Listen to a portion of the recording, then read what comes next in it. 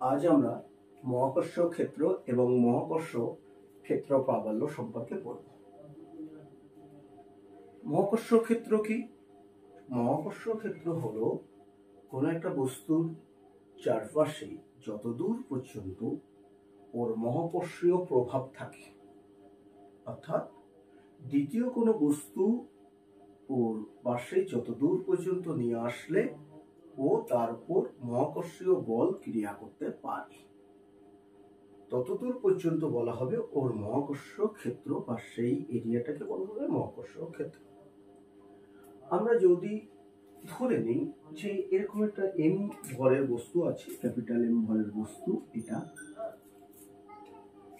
ঠিক আছে, তার চারপাশে দেখা যাবে যে তার দ্বিতীয় কোনো বস্তু ধরো আমি নিয়ে আসলাম এর পাশে, এখানে বস্তুটাকে নিয়ে আসলাম, ও কিছু বল কাজ করবে, ঠিক আছে। তারপরে আরো যদি উপরে নিয়ে যাই, বলটা আস্তে আস্তে কমতে থাকবে। অপর একটা ছোট বস্তু নিয়ে এসছি এখানে, তো আরো উপরে নিয়ে গেলাম, বলটা কমবে, আরো উপর নিয়ে গেলাম, বলটা কমবে, এরকম করতে করতে আরো উপরে নিয়ে গেলাম, বলটা কমবে। ওকে, যত উপরে নিয়ে যাবো বলটা কমতে কমতে কমতে কমতে দেখা যাবে যে আমরা যদি এইরকম কোনো একটা জায়গায় নিয়ে আসি বলটা, আরো উপরে নিয়ে যাবো, যত যাবে বল কমতে থাকবে, অর্থাৎ এ ওই বস্তুর উপর বলটা কমিয়ে ফেলবে যত উপরে নিয়ে যাবো বা যত দূরে নিয়ে যাবো। একটা সময় গিয়ে দেখা যাবে একদম লিমিটিং এই জায়গায় গেলে একটা বল কাজ করছে, ঠিক আছে, কিন্তু জাস্ট এর বাইরে গেলে সেই বলটা আর কাজ করছে না। বস্তুটা এই যে লাইন আছে, এই লাইনের বাইরে গেলে বল আর কাজ করছে না। তাহলে আমরা বলবো এই পর্যন্তই এর মহাকর্ষ ক্ষেত্র এই বস্তুটা, এবং এই সাইডে নিয়ে আসলেও এই পর্যন্ত হবে, এই সাইডে নিয়ে আসলেও এই পর্যন্ত, যে কোনো সাইড। অর্থাৎ দেখা যাবে এই যে লাইনটা আমি টেনে রেখেছি, এই লাইনের পাশে কোনো বস্তুকে যদি আমরা নিয়ে আসি এই লাইনের মধ্যে, তাহলে এ বল কাজ করবে তার উপর মহাকর্ষীয় বল, আর এর বাইরে গেলে এ আর তার উপর কোনো মহাকর্ষ বল কাজ করবে না। তাহলে এই যে আমাদের লাইনটা টেনেছি এর ভিতরটাকে বলা হবে ওর মহাকর্ষ ক্ষেত্র। ওটা ওর মধ্যেই বস্তু থাকলে তাহলে ওর প্রভাব দেখা যাবে, বাইরে বস্তু থাকলে ওর প্রভাব দেখা যাবে না। ক্লিয়ার? তো এই মহাকর্ষ ক্ষেত্র অ্যাকচুয়ালি কতদূর পর্যন্ত বিস্তীর্ণ সেটা আমরা একটু দেখি। তত্ত্বগতভাবে থিওরিটিক্যালি আমরা যদি দেখি কতদূর পর্যন্ত বিস্তীর্ণ হতে পারে, আমি মনে করলাম স্মল এম ভরের বস্তুটা জাস্ট এই এর বাইরে রেখে দিয়েছি, এবং এই ডিস্টেন্সটা হয়তো আমার এক্স ডিস্টেন্স হতে পারে, এর কেন্দ্র থেকে ডিস্টেন্স আমরা অ্যাকচুয়ালি কেন্দ্র থেকে এই ডিস্টেন্সটা মাপি, ঠিক আছে। তো আমি এক্স ডিস্টেন্সে আমি মনে করলাম যে জাস্ট এক্স ডিস্টেন্সে ওর উপর মহাকর্ষ বল শূন্য হবার কথা। তো এক্স ডিস্টেন্সে কত বল থিওরিটিক্যালি সেটা আমরা যদি দেখে নেই, কত বল হবে এই এম ভরের বস্তু আর এই স্মল এম ভরের বস্তুর মধ্যে যদি পরস্পর এক্স ডিস্টেন্সে থাকে, তাহলে ওর উপর ক্রিয়াশীল মহাকর্ষ বল এফ ইজ ইকুয়াল টু কত হবে? আমরা এর আগে নিউটনের মহাকর্ষ সূত্র পড়েছি, সেখানে এফ ইজ ইকুয়াল টু হয়েছিল কি জি বড় এম ছোট এম বাই এক্স স্কয়ার। ওকে, বস্তু দুটোর ভরের গুণফল আর দূরত্বের বর্গের ব্যস্তানুপাতিক, গুণফলের সমানুপাতিক আর দূরত্বের বর্গের ব্যস্তানুপাতিক, এটা হলো আমাদের এফ, ওদের মধ্যে ক্রিয়াশীল মহাকর্ষ বল। এবার আমাকে বলা হচ্ছে এটা জাস্ট যদি মহাকর্ষ ক্ষেত্রের বাইরের বিন্দু হয়, তার মানে সেক্ষেত্রে মহাকর্ষ ক্ষেত্রের বাইরে হলে, তাহলে মহাকর্ষ ক্ষেত্রের বাইরে হলে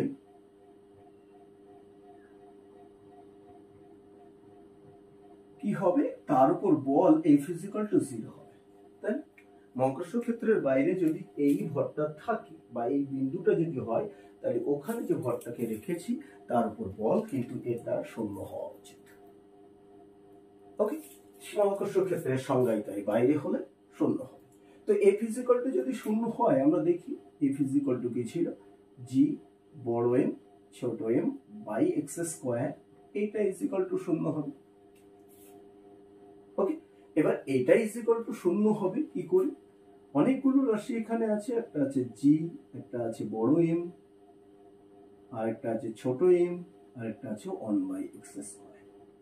এটা ইজ ইকুয়াল টু 0 হয়েছে, তাই তো? তো এটা ইজ ইকুয়াল টু যদি 0 হয়, এখানে একটা খেয়াল করে দেখো, অনেকগুলো গুণফল, 4টি রাশি আছে, 4টি রাশির গুণফল 0 আমরা জানি। এখানে খেয়াল করে দেখলে দেখো জি নট ইজ ইকুয়াল টু 0, জি একটা কনস্ট্যান্টের মান আছে, আমরা ওখানে একটা বস্তু নিয়েছি মানে তারও ভর থাকবে অবশ্যই, তাহলে capital am not is equal two 0। বাইরে যে বস্তুটা নিয়েছি সেই স্মল এম, এটাও নট ইজ ইকুয়াল টু 0। তার মানে 4টি রাশির গুণফল 0 বলছি আমরা। তো 4টি রাশির গুণফল 0 যদি হয়, অন্তত একটা তো 0 হতেই হবে। তো 3টে 0 না, 4টি রাশির গুণফল 0 মানে ন্যূনতম একটা 0 হতে হবে, 4টেও 0 হতে পারে, তাই না?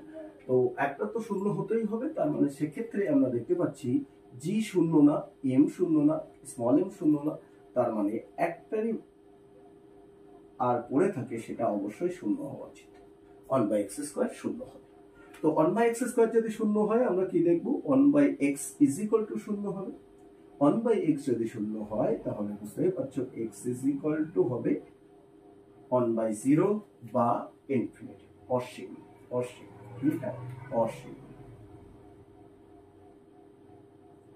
ঠিক আছে, তার মানে এখান থেকে একটা জিনিস তত্ত্বগতভাবে f সেখানেই 0 হবে যেখানে ডিসটেন্সটা ইনফিনিটি হবে, অসীম হবে। এটা আমাদের থিওরি বলছে। থিওরিগতভাবে, অঙ্কগতভাবে যদি আমরা দেখি ম্যাথমেটিক্যালি, তাহলে f ইনফিনিটি হলে তবেই দেখা যাচ্ছে সেখানে x ইনফিনিটি হলে তখনই এই বস্তু থেকে x দূরত্ব, অর্থাৎ ইনফিনিটিভ দূরত্বে এর মহাকর্ষীয় বল 0। তার মানে কি, ইনফিনিটিভের জাস্ট আগে পর্যন্ত কিন্তু এর মহাকর্ষীয় বল আছে। ইনফিনিটিভ থেকে জাস্ট আগে মানে সেটাও ইনফিনিটিভ। তাহলে সেক্ষেত্রে আমরা বলতে পারি যে ইনফিনিটিভ হচ্ছে ওর মহাকর্ষ ক্ষেত্রের বাইরে। তার মানে ইনফিনিটিভের আগ পর্যন্ত, মানে প্রায় ইনফিনিটিভ, মানে ইনফিনিটিভই বলতে পারি, সেই পর্যন্ত ওর মহাকর্ষীয় ক্ষেত্র বিস্তীর্ণ। কারণ ইনফিনিটিভের আগেও, ইনফিনিটিভে গিয়ে তারপর বল 0 হচ্ছে। তাই আমরা তত্ত্বগতভাবে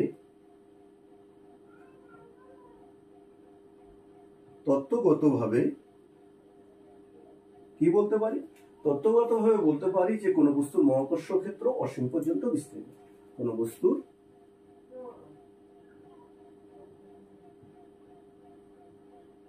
মহাকর্ষ ক্ষেত্র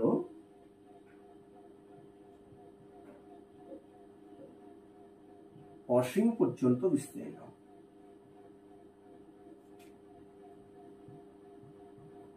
অসীম পর্যন্ত। ওকে, কিন্তু বাস্তবে একটা বিষয় আছে যে এই যে দূরত্ব বাড়ার সঙ্গে সঙ্গে আমরা এখানে যদি যাই, এই বলটা খুব উইক হয়ে যায়, দুর্বল হয়ে যায়। যত আমি এখানেই বলছিলাম যে যত দূরত্ব বাড়ছে বলটা কমে যাচ্ছে। তো বাস্তবে দেখা যায় যে একটা নির্দিষ্ট দূরত্বের পরে এই বলটা অনেকটাই নগণ্য হয়ে যায়। একটা নির্দিষ্ট দূরত্বের পরে বাস্তবে একটা নির্দিষ্ট দূরত্বের পরে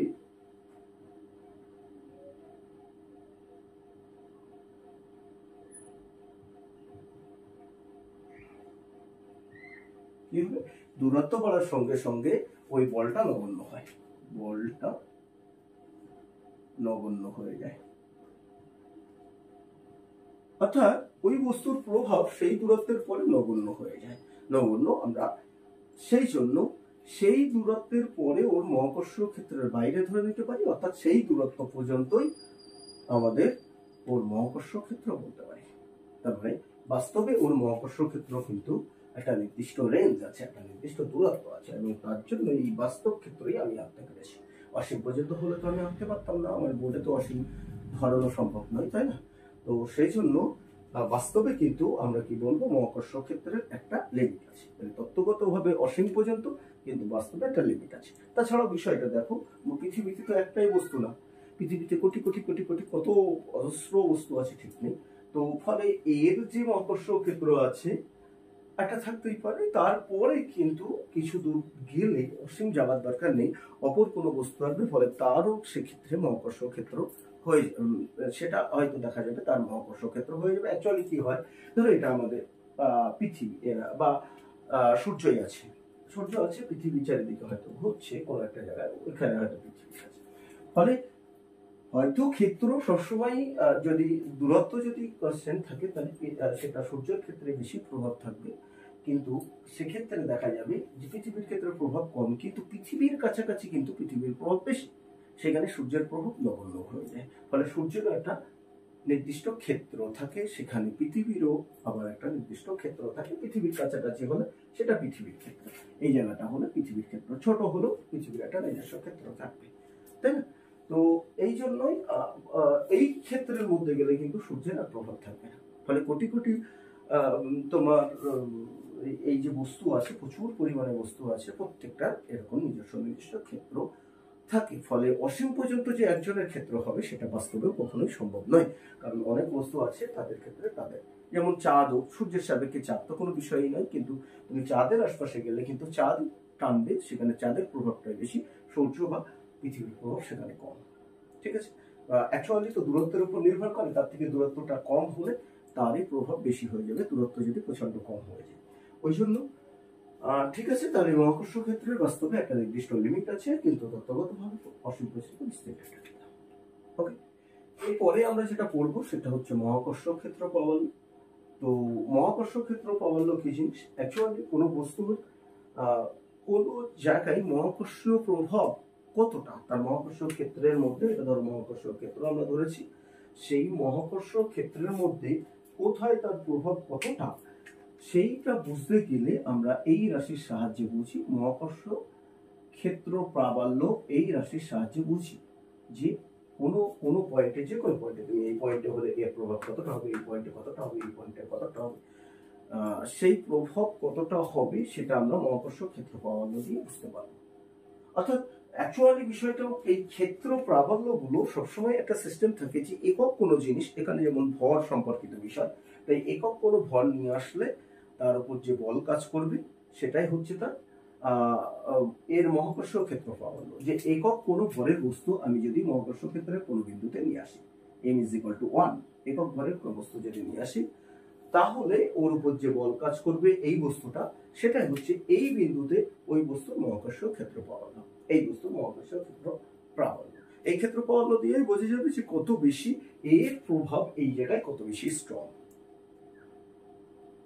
ঠিক আছে, তাই মহাকর্ষ একক ভরের কোনো বস্তুকে মহাকর্ষ ক্ষেত্রের কোনো বিন্দুতে রাখলে সেখানে সেই একক ভরের বস্তুর উপর যতটা বল কাজ করে, যতটা বল কাজ করবে, সেটাই হচ্ছে ওই বিন্দুর মহাকর্ষ ক্ষেত্র প্রাবল্য, অবশ্যই এই বস্তুর মহাকর্ষ ক্ষেত্র প্রাবল্য।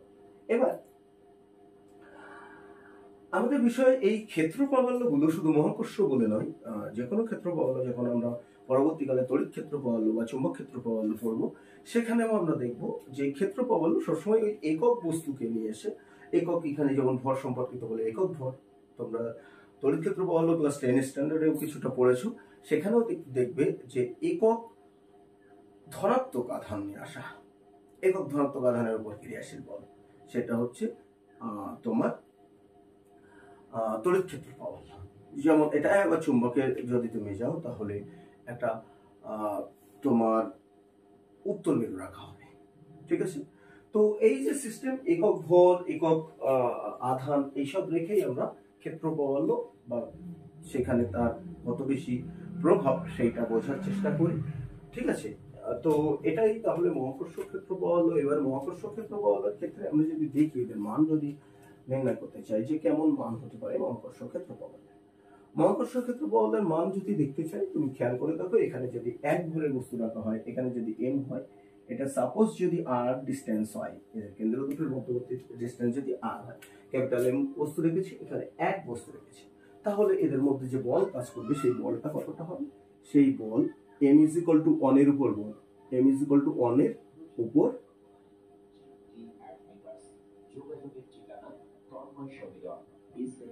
ঠিক আছে, তো m = 1 এর উপর বল, অর্থাৎ 1 কেজি বা 1 গ্রাম এরকম একটা বস্তুর উপর বল, সেটাকে কি বলতে পারি? সেই বলটার মান g বড় m ছোট m এর মান কিন্তু 1, তাই না, বাই r²। ওকে, এই যে gm/x² ধরেছি, এখানে ডিসটেন্স r হয়েছে বলে r² ধরেছি। তো m = 1 এর উপর বল, সেটাকে আমরা কি বলবো? মহাকর্ষীয় ক্ষেত্র প্রাবল্য, মহাকর্ষীয় ক্ষেত্র প্রাবল্য। এটাকে কিন্তু আমরা অনেক সময় মহাকর্ষীয় ক্ষেত্র দিয়ে লিখি, এটাকেই মহাকর্ষীয় ক্ষেত্র বলি আমরা অনেক সময়। এই যে মহাকর্ষীয় ক্ষেত্র প্রাবল্য বলছি, এটাকেই কিন্তু মহাকর্ষীয় ক্ষেত্র অনেক সময় বলি। যদিও ক্ষেত্র বলতে আমরা এই এরিয়াটাকে বুঝি, যে এরিয়া পর্যন্ত প্রভাব দেখা যায়। ক্ষেত্র প্রাবল্য বলতে আমরা কিন্তু ওই যে বল কাজ করে সেটাকেই বুঝি, কিন্তু অনেক সময় ক্ষেত্র প্রাবল্যকে সংক্ষেপে মহাকর্ষীয় ক্ষেত্র দিয়ে লেখি। তো আমরা মহাকর্ষীয় ক্ষেত্রের যে নোটেশনটা আমি এক্ষুনি দিচ্ছি না, বেশ ইন্টারেস্টিং একটা নোটেশন দিয়ে এদেরকে প্রকাশ করা হয়, ঠিক আছে? কি সেটা জি দিয়ে, ঠিক আছে, জি দিয়ে প্রকাশ করা হয় মহাকর্ষীয় ক্ষেত্র প্রাবল্যকে, ঠিক আছে? তো জি দিয়ে যদি প্রকাশ করা হয় তাহলে মহাকর্ষীয় ক্ষেত্র বলল জি এর রাশিমালা কি হবে, তাহলে G M by R square. Just second ঘরটা 1, কুলম্বের এই আমাদের নিউটনের মহাকর্ষ সূত্র মতো শুধুমাত্র সেকেন্ড ঘরটা কিন্তু 1। এবং এই এই জি সম্পর্কিত আমরা যদি বলি, সেটা হচ্ছে আমরা পরবর্তীকালে যদি দেখি বা অন্যভাবেই দেখি না, এই এফ বল কাজ করছে, আর দূরত্ব দিয়ে দেই, যদি এটা আর দূরত্বই হয় তাহলে আর স্কয়ার হয়ে যাবে। তো মহাকর্ষীয় বল F is equal to G M M by R square. এটা দেখো আমরা যদি সিম্পলি ঐকিক নিয়ম যাই, যে এম ভরের বস্তুর উপর ওই ক্যাপিটাল এম ভরের দ্বারা বল, সেটা কত বলতো, এফ ইজ ইকুয়াল টু কি হয়েছে, জি বড় এম ছোট এম বাই আর স্কয়ার, তাই না? তাহলে এক ভরের বস্তুর উপর বল কোনটা হবে, ভরের বস্তুর উপর নিঃসন্দেহে এফ বাই এম হয়ে যাবে, যদি এফ বাই এম ভরের বস্তু। আর এফ বাই এম যদি তুমি করো, এটা দেখো G capital M small M by R square into M হয়ে যাবে। কেটে কেটে দেখো বিষয়টা একই, এই এফ বাই এম এটাকেই কিন্তু আমরা G M by R square বা জি এম বাই আর স্কয়ারে ছিল জি, এই এফ বাই এম কে কিন্তু আমরা জি বলছি। তাহলে জি কে আমরা এইভাবেও লিখতে পারি, এটা কিন্তু একই জিনিস জি, তাই এফ বাই এম একক ভরের বস্তুর উপর ক্রিয়াশীল বল, এটাও একক ভরের বস্তুর উপর ক্রিয়াশীল বল ছিল। এটা মহাকর্ষ সূত্র থেকে করেছি, এটা একক ঐকিক নিয়ম অনুযায়ী করেছি। এক ঘাতের সমানুপাতিক হলে ঐকিক নিয়ম করা যায়, তাই এটা তো এক ঘাতের সমানুপাতিক, স্মল এম এর সঙ্গে এক ঘাতের সমানুপাতিক, তাই স্মল এম এর জায়গায় এক করতে পারি। তো এখন জি যেটা দেখতে পাচ্ছি, জি ইজ ইকুয়াল টু আমরা এফ বাই এম যেমন লিখতে পারি divided by G M by R স্কয়ারও লিখতে পারি। ওকে, তো এই যে বিষয়টাই এফ বাই এম, এটা খেয়াল করে দেখো, নর্মালি এটা হচ্ছে ত্বরণ, বল বাই ভর মানে ত্বরণ। কার ত্বরণ? এই বস্তুটার ত্বরণ, ঠিক আছে? যে বস্তুটাকে আমরা রেখেছি, অর্থাৎ একক ভরের যে বস্তুটাকে রেখেছি, এটা ত্বরণ। এবং পৃথিবীর ক্ষেত্রে এটা কিন্তু অভিকর্ষজ ত্বরণ, পৃথিবীর ক্ষেত্রে অভিকর্ষজ ত্বরণ এটা। অর্থাৎ পৃথিবীর পৃষ্ঠ বা তার আশপাশে যদি আমরা একক ভরের বস্তু রেখে দেই, তাহলে সেই একক ভরের বস্তুর উপর পৃথিবী যে বল দ্বারা টানে। এখন একক ভরের বস্তুর উপর টানে মানে যে বল কাজ করে, সেই একক ভরের বস্তুর উপর বল আমরা কিন্তু ত্বরণ, নর্মালি ত্বরণের যখন রাশিমালা করেছি সেক্ষেত্রে আমরা বেগের পরিবর্তনের হার বলেছি, কিন্তু এইভাবেও তুমি তখন বলের আইডিয়া অতটা ভালো আসেনি বলে, নইলে তুমি এভাবেও কিন্তু ত্বরণ বলতে পারো, এফ বাই এম, অর্থাৎ একক ভরের বস্তুর উপর প্রযোজিত বলকে ত্বরণ বলা হয়। ঠিক আছে, তা এটা হচ্ছে অভিকর্ষজ ত্বরণও বলতে পারি আমরা, কি বলতে পারি, অভিকর্ষজ ত্বরণ,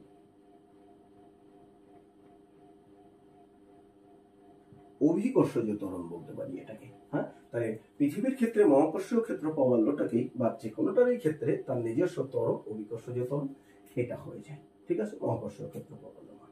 এবার দেখো এই এফ বাই এম আইডিয়াটা নিয়ে আসার পরে এদের একক মাত্রা নির্ণয় করা একটু সুবিধা হবে।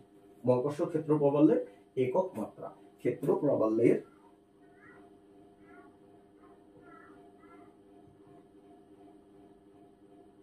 একক মাত্রা, একক কেমন হবে দেখো, একদম এই স্টাইলে একক মাত্রা নির্ণয় করবো আমরা। তবুও বুঝতে পারছি একক মাত্রা কি হবে, এটা যেহেতু ত্বরণ হয়ে গেছে, ত্বরণের একক মিটার পার সেকেন্ড স্কয়ার বা সেন্টিমিটার পার সেকেন্ড স্কয়ার এরকমই হবার কথা। বা এটাকে এই স্টাইলে দেখলে তো অন্য কিছু মনে হচ্ছে, যেমন এই স্টাইলে দেখলে এফ এর একক যদি এসআই একক দেখি, আমি ক্ষেত্র বলের এসআই একক যদি দেখি, তাহলে এটা নিউটন বাই মিটার। নিউটন মানে বল, বল is equal to M A না, তাহলে সেই অনুযায়ী যদি দেখি আমরা কিন্তু এম এ, এম মানে কেজি, ও সরি এম মানে এম নয়, এম হচ্ছে কেজি। তো আমাদের F is equal to M A, F is equal to M এর মান যদি বসিয়ে দেই, তাহলে এম এ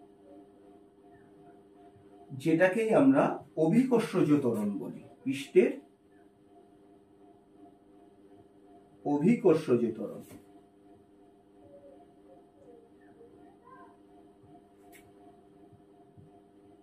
কি সেটা জি দিয়েই লেখা হয়, আমরা জানি কি হবে, দেখো G M M by R square, G capital M মানে পৃথিবীর ভর, ইন্টু আর এম দ্বিতীয় এম মানে আর, বাই পৃথিবীর এই যে ডিস্টেন্সটা কি হবে, ডিস্টেন্সটা আর, জি বড় এম ছোট এম 1 বাই আর স্কোয়ার, অর্থাৎ G M by R square, G M by R square. এটাই কিন্তু পৃথিবী পৃষ্ঠের অভিকর্ষজ ত্বরণের রাশিমালা। ওকে, পৃথিবী পৃষ্ঠে যে ত্বরণ হয় অর্থাৎ একক ভরের বস্তু থাকলে তাকে পৃথিবী যে বল দ্বারা টানে তার রাশিমালা হচ্ছে G M by R square. এই এমটা কিন্তু পৃথিবীর ভর, ভালো করে বুঝবে। এই দ্বিতীয় যে বস্তুটা আছে সেই বস্তুর ভরকে কিন্তু এখানে এক ধরা হচ্ছে। ওকে, তার জন্য অভিকর্ষজ ত্বরণ হচ্ছে। এবার এখানে একটা মজাদার বিষয় আছে, পৃথিবীর এই গড় অভিকর্ষজ ত্বরণের সঙ্গে তুমি গড় ঘনত্বের একটা সম্পর্ক পেতে পারো। তার ঘনত্ব, পৃথিবীর যেহেতু ভর আছে না, ভরকে আমরা হামেশাই ঘনত্বই রিপ্লেস করে দিতে পারি, কারণ ভর ঘনত্বের উপরেই নির্ভর করে। তাহলে পৃথিবীর গড় ঘনত্বের সঙ্গে এমনি ঘনত্ব না, কারণ পৃথিবীর বিভিন্ন জায়গায় বিভিন্ন রকম ঘনত্ব হতে পারে। তাই পৃথিবী পৃষ্ঠের একরকম ঘনত্ব, পৃথিবীর ভিতরের দিকে গলিত লোহাটোয়া আছে তাদের আরেক রকম ঘনত্ব। সেই জন্য আমরা গড় ঘনত্ব ধরছি, সেই গড় ঘনত্বের সঙ্গে অভিকর্ষজ ত্বরণের একটা সম্পর্ক আছে, সেটা আমরা বার করতে পারি। সেটা কিছুই না, শুধুমাত্র এখানে এম কে অন্য কিছুতে রিপ্লেস করে দিলে, এই যে G is equal to G M by R square, G is equal to G M by R square, এই শুধুমাত্র এমটাকে ওর ভর, এই ঘনত্ব এবং আয়তনে রিপ্লেস করে দিতে হবে, ঘনত্ব এবং আয়তন দিয়ে রিপ্লেস করে দিতে হবে। সেই রিপ্লেসটা আমরা করব। তো কিরকম হবে আমরা নরমালি বিষয়টা তুমি দেখো, যে অ্যাকচুয়ালি এখানে আমরা এম ইজ ইকুয়াল টু যে ভর is equal to M is equal to আয়তন ইন্টু ঘনত্ব, না আয়তন ইন্টু ভি ইন্টু ঘনত্ব। ঘনত্ব এক্ষেত্রে আমরা রো ধরতে পারি, তবে আমরা অনেক সময় ডেনসিটি ডি ধরি। ঠিক আছে, তাহলে এম ইজ ইকুয়াল টু ভিডি, আমরা ক্লাস 8-এও পড়েছি, এম ইজ ইকুয়াল টু ভিডি, ভর ইজ ইকুয়াল টু আয়তন ইন্টু ঘনত্ব। সেই জায়গাটায় আমরা রিপ্লেস করব এমটাকে। দেখো তাহলে এম কত হবে, এম ইজ ইকুয়াল টু দেখাচ্ছে আয়তন। দেখো পৃথিবী একটা গোলক, প্রায় গোলক, তাহলে গোলক যদি হয় গোলকের আয়তনের ফর্মুলা কি, 4/3 পাই আর কিউব, না 4/3 পাই আর কিউব, এই হচ্ছে এর আয়তন, 4/3 পাই আর কিউব। আর ঘনত্ব যদি রো থাকে তাহলে রো হয়ে গেল 4/3 পাই আর কিউব রো, এটা হচ্ছে এম পৃথিবীর। এটাকে কিন্তু গড় ঘনত্ব বলেছি, এটা ঘনত্ব না বলে গড় ঘনত্ব বলতে পারি, গড় ঘনত্ব। আর এটা কিন্তু পৃথিবীর ভর। তো সেটাই যদি আমরা এখানে বসিয়ে দেই এই এম এ, তাহলে যেটা হয়ে যাচ্ছে দেখো, জি ইজ ইকুয়াল টু জি, বড় এম এর মানটা বসিয়ে দেন 4/3 পাই বড় আর কিউব, আর রো এর মানটা রোটা আছে, রো বসিয়ে দেই 4/3 পাই আর কিউব রো, এটা হচ্ছে এম এর মান, এটার মান, ঠিক আছে, ডিভাইডেড বাই আর স্কয়ার। এখানে দেখো আর স্কয়ারটা কাটাকাটি হচ্ছে, একটা থেকে যাচ্ছে, কিউবটা কেটেছে, শুধু একটা আর এখানে থেকে গেছে। ফলে এখান থেকে আমরা একটা রাশিমালা পেয়ে গেলাম, G is equal to, G is equal to 4/3 পাই,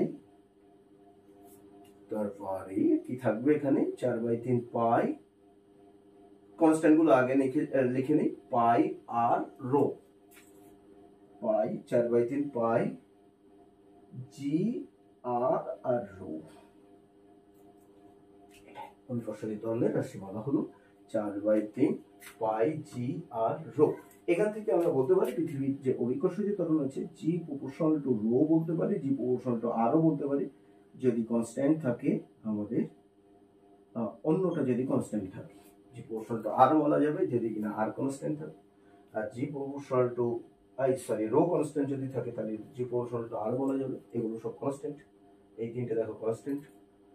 আবার আর তো কনস্ট্যান্ট নরমালি পৃথিবীর ক্ষেত্রে থাকে, তার ফলে আমরা বলতে পারি জি প্রপোর্শনাল টু রো, পৃথিবীর ক্ষেত্রে, পৃথিবী কেন, এটা যে কোনো গ্রহের ক্ষেত্রে এটা প্রযোজ্য, যে কোনো গ্রহের ক্ষেত্রে যাদের গোলকাকার, ম্যাক্সিমাম গ্রহ উপগ্রহ যারা আছে তাদের সব গোলকাকার, সবার ক্ষেত্রে এটা প্রযোজ্য যে অভিকর্ষ যে ত্বরণ বা ক্ষেত্র প্রাবল্য সেটা হচ্ছে তার গড় ঘনত্বের সমানুপাতিক। ফলে সম্পর্কটা মেনলি এইটা, বা এর আরেকটা লাইন স্টেপ এগিয়ে গিয়ে তুমি এইভাবে সম্পর্কটা করতে পারো যে রো ইজ ইকুয়াল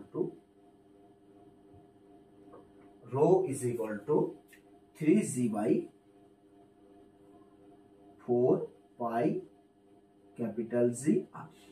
এটাও তুমি সম্পর্কে নিয়ে আসতে পারো।